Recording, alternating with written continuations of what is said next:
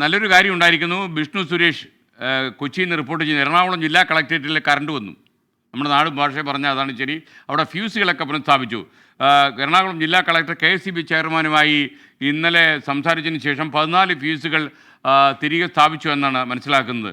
കുടിശ്ശിക അടയ്ക്കാത്തതിനെ തുടർന്നാണ് ഫ്യൂസ് ഊരിയത്.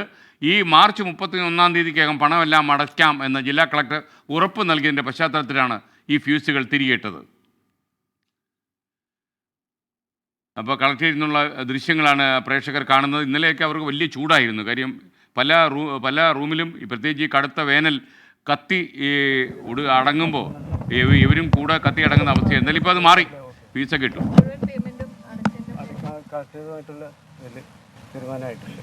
മുഴുവൻ ഫ്യൂസും ഇപ്പോൾ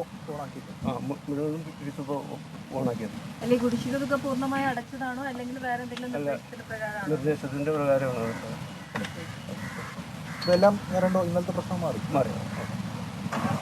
എൻ്റെ പേര് Abdul Salam, sub engineer.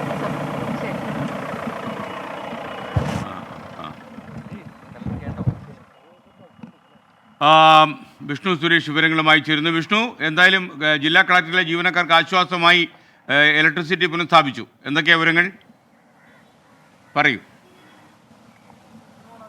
SKN ഇന്നലെയാണ് ഈ ജില്ലാ കളക്ടറേറ്റിലെ 14 ഫ്യൂസുകൾ ഊരിയത്. അത് 34 ഓഫീസുകളെ കാര്യമായി ബാധിച്ചിരുന്നു.